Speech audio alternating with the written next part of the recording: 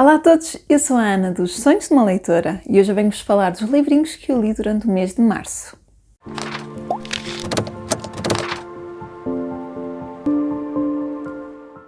Durante o mês de março esteve a decorrer o meu projeto de ler clássicos e eu deliciei-me este mês. Eu li imenso, diverti-me imenso e adorei a maior parte das leituras que fiz, senão eu penso que eu adorei todas elas, portanto foi mesmo um excelente mês. Foi um mês repleto de leituras clássicas, mas não só, também introduzi aqui no meio uma leitura que não era clássica e que não estava no meu TBR. E neste momento, ou seja, eu já acabei março, portanto março já acabou, mas eu continuo a terminar as minhas leituras porque de facto, eu quis mesmo terminar este TBR e não é por querer cumprir o TBR, mas estava-me a saber tão bem ler clássicos que eu olhei para aqueles que sobraram, que foram só 3, e fiquei, lá, vamos continuar a abri-lo aqui por aqui fora, estava mesmo a saber super bem e já tinha saudades de voltar assim a visitar os clássicos. Então, este mês eu fiz 6 leituras e do meu TBR original houve uma que eu eliminei à partida, que foi o Middlemarch, da George Eliot, estava-me a falhar o nome. Porquê? Eu tenho de facto em audiobook gratuito e estava a pensar ouvir, mas eu ando a fazer a coleção da RBA dos clássicos e lá vai vir a edição portuguesa. E eu pensei, olha, também vais estar a ler quando poderias ler a versão portuguesa, ainda por cima numa edição lindíssima. Portanto, eu depois apercebi-me desse meu erro de cálculo e então decidi pôr imediatamente de parte. E houve um que eu ainda não comecei, que é Os Contos Escolhidos, de Anton Chekhov, que também estava no meu TBR. De resto, eu peguei neles todos. Os que eu, entretanto, transitei, portanto, do final de março, que comecei ainda em março e que não terminei, são o Laughing Gas, de P.G. Wodehouse, e o Retrato de Ricardina, de Camilo Castelo Branco. Portanto, esses eu transitei para abril, mas comecei-os ainda em março. Mas antes de eu vos falar das leituras que fiz durante o mês de março, se acabaram de chegar aqui ao canal, sejam bem-vindos e não se esqueçam de subscrever, que a meta este ano é chegarmos aos 1000 subscritores. Não se esqueçam também de acionar o sininho, aqui no canal temos vídeos novos todas as semanas e assim são notificados sempre que houver um novo vídeo. Uma nota inicial antes de começar, queria agradecer a todos vocês que comentaram, que viram os meus vídeos durante este mês, que participaram no desafio, que publicitaram o desafio, que partilharam no Instagram, no Facebook, aqui no YouTube. Muito obrigada a todos que participaram, que aderiram, que partilharam deste entusiasmo meu dos clássicos. Muito obrigada a todos. Eu estou extremamente feliz por ter feito este desafio e por ter visto tanta gente a aderir a ele. Portanto, muito obrigada. Então, este mês eu comecei assim em beleza, comecei a ler um livro que eu tinha na minha wishlist há imenso tempo, um livro que eu queria ler há anos e que estava sempre a adiar com um bocadinho de medo. Estou-vos a falar do Retrato de Dorian Gray, de Oscar Wilde. Eu já li imensas coisas de Oscar Wilde, li várias peças de teatro, li vários contos e este é o único romance dele. E eu andava há imenso tempo a dizer que queria ler, mas este livro tem um traço bastante negro, está categorizado também no Goodreads, aparece lá como terror, porque de facto tem aqui um traço um bocadinho mais negro. Mas para mim eu achei que não foi um livro de meter medo nem de assustar. É um bocadinho mais negro do que eu normalmente leio, mas foi uma leitura deliciosa, ainda assim. E este livro conta a história de Dorian Gray, que é um rapaz muito puro, muito intocado pelo mundo, e um dia é-lhe feito um retrato muito fiel do que ele é. Ali, em conversa com outras personagens, ele acaba por ser um bocadinho manipulado a pensar na sociedade e a pensar em como tudo é efêmero e como a beleza dele um dia se vai perder. E ele, num momento assim de loucura quase, diz, olha, quem me dera que o retrato envelhecesse e eu continuasse tão jovem como estou agora. E acaba por acontecer precisamente isso, ele acaba por seguir um caminho bastante negro na vida dele e o retrato é aquele que apresenta tudo que o coração dele, que a alma dele tem. Portanto, o envelhecer, as maldades, tudo isso o retrato mostra. Portanto, temos este traço aqui quase de fantasia e temos uma história um bocadinho mais negra, mas eu adorei esta leitura, foi uma leitura deliciosa. A escrita de Oscar Wilde é fenomenal, seja nas peças de teatro, seja aqui. Eu já tinha saudades de ler este autor, deu-me logo vontade de sorrir ao começar a ler as primeiras páginas. Foi uma leitura mesmo muito, muito, muito boa. E se quiserem saber mais, já tenho opinião aqui no canal, portanto, eu vou deixar aí o link. Portanto, todos estes que eu vou falar têm opinião no canal, sintam-se à vontade para ir ver, para saberem um bocadinho mais sobre a minha opinião, mas eu dei 4 estrelas e meia a este livro e foi uma excelente forma de começar este mês. E este eu incluí para o desafio da Ana, tudo sobre linhas de ler um livro publicado em março. A seguir daqui eu parti para o livro A Fera na Selva, de Henry James. Eu vou deixar aí a imagem porque o meu pai gostou tanto da minha opinião que me pediu o livro emprestado, ou melhor, ele é da minha mãe, portanto foi devolvido para casa para ele ler também durante este mês. Então, este livro é um conto e conta a história de uma pessoa que sempre acreditou que um dia na vida lhe ia acontecer algo de extraordinário, algo que iria marcar a vida dele, que ia ser aquilo o destino, o propósito da vida dele. Ele descreve isso como sendo uma fera na selva, ou seja, uma fera que está agachada na selva, pronta a saltar a qualquer instante. Ele não sabe o que é, não sabe em que momento é que vai saltar, mas ele acredita que isso vai acontecer. E no início da nossa história nós temos a nossa protagonista, que é uma rapariga que ele já tinha conhecido anteriormente, e eles encontram-se novamente e fazem ali uma estranha amizade e ela sabe deste segredo dele. E então, na vida toda, eles partilham ideias, deduções do que é que poderá ser este salto, o que é que poderá ser este acontecimento. Esta história é uma metáfora, no fundo. Eu penso que não é uma história que nos vai ficar muito na memória, mas o que nos vai permanecer é a mensagem final, porque a mensagem deste conto é mesmo sobre a vida, sobre os momentos que nós vivemos em pleno e os momentos que nós deixamos passar por nós porque achamos que são insignificantes, porque são tão banais que não precisamos de prestar grande atenção.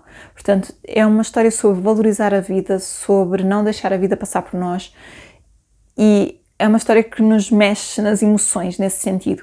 Para mim não foi uma leitura 5 estrelas estrondosa, mas foi uma leitura que eu adorei pela emoção, pelos sentimentos, e acho que daqui a uns tempos, e eu já li o livro há umas semanas, e tenho plena noção que isso começa a acontecer, mas acho que daqui a uns tempos eu já não me vou lembrar de pormenores quase nenhuns da escrita, nem dos acontecimentos assim, mas vou-me lembrar dos sentimentos, da emoção e de tudo o que o livro transmite. Portanto, eu dei 4 estrelas a esta leitura e recomendo bastante. Entretanto, houve aqui um seguidor do canal que comentou que existe de facto um filme brasileiro adaptado desta obra. Portanto, eu não sabia quando fiz o vídeo da opinião, mas fica aqui a nota para o caso vocês também quererem ir ver ou quererem ir saber ou já terem ouvido falar do filme. É de facto uma adaptação desta obra. A seguir, houve aqui uma mini pausa nos clássicos para fazer uma leitura conjunta. Eu não sei quanto a vocês, mas eu tenho vários livros que estão agendados para leituras conjuntas. Sempre que alguém me diz, olha, queres fazer leitura conjunta? E eu aceito, eu meto-os assim numa secção quase à parte. E quando a pessoa tem disponibilidade, eu gosto imediatamente de saltar a oportunidade, porque faz-me confusão ter ali um livro na estante que é meu e saber que não o posso ler já. Não sei se isso faz sentido, não sei se acontece com vocês, mas digam-me em baixo se acontece com vocês, olharem para o livro e saberem, está para a leitura conjunta, me dava-me jeito de ler, era agora é que me apetecia ler. Mas sempre que as outras pessoas têm disponibilidade, eu gosto sempre, tendo eu também disponibilidade, de saltar a oportunidade, e foi o que aconteceu para ler este livrinho, que é o Apartamento Partilha-se, da Beth O'Leary. Este livro foi-me oferecido na Páscoa do ano passado pela minha sogra, e já estava aqui esse tempo todo à espera de uma leitura conjunta e eu li-o com a Ana, tudo sobre linhas, e contei para o desafio dela de ler uma capa que faça lembrar primavera, ou que tenha elementos de primavera, e de facto esta capa é linda. Esta é a história de Tiffy, e Tiffy rompeu com um namorado e está à procura de um novo apartamento para morar em Londres, mas ela ganha muito, muito pouco, então tem uma renda, ou um dinheiro para renda muito limitado, então as ofertas são muito, muito poucas, até que surge aqui uma oferta um bocadinho estranha, que é para partilhar apartamento e cama.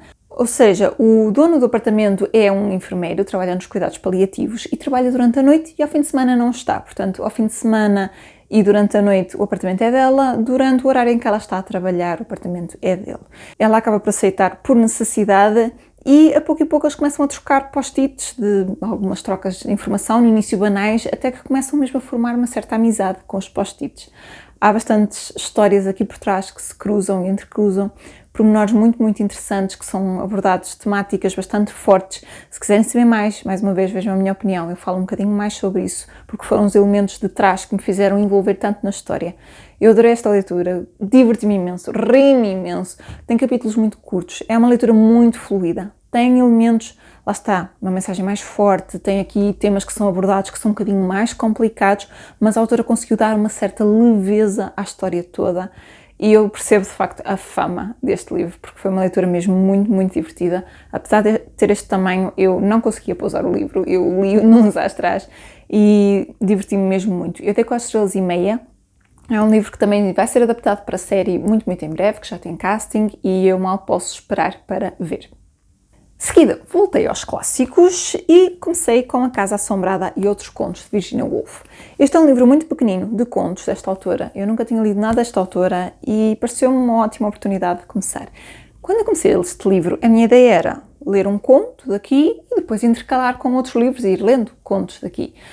Não consegui. Eu li o livro todo seguido porque terminava um conto e eu queria mais. Eu queria ler mais, eu queria mais daquela história. Alguns contos em particular daqui que me deliciaram, alguns que me encantaram, alguns que eu gostava mesmo que fosse quase um romance ou uma novela ali a desenvolver mais, porque a escrita é incrível, a forma como ela descreve o mundo que a rodeia é extraordinário. Adorei a escrita da autora, adorei as histórias. Em contos eu tenho sempre muita dificuldade em dar pontuação, porque gosto sempre mais de uns do que outros.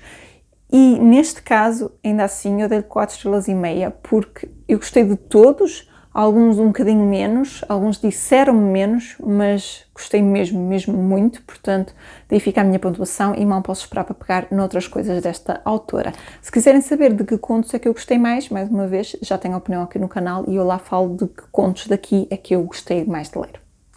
Em seguida, eu peguei num que eu estava extremamente curiosa, que foi Longe da Multidão, de Thomas Hardy. Este livro também vai sair pela RBA, agora nesta nova coleção dos clássicos, mas eu já tinha esta cópia física, portanto não resisti a incluí-la aqui e ainda bem que o fiz. Gente, que leitura deliciosa! Deixou-me com um sorriso, deixou-me super feliz. Eu, se fosse um anime, quando acabei de ler este livro, era só coraçõezinhos e florzinhos a pairar, porque eu fiquei mesmo tão feliz com esta leitura. Esta é a história de Bathsheba Everdeen, que é uma rapariga pobre no início deste livro e conhece um pastor que eu até considero quase o protagonista aqui da história, que é o Gabriel Oak. E o Gabriel fica apaixonado por ela e propõe-lhe casamento, mas ela não está preparada para casamento, não o conhece suficientemente bem e acaba por recusar. Pouco tempo depois, o Gabriel perde tudo o que possui e Bathsheba, por sua vez, tem uma herança grande de um tio que é uma quinta.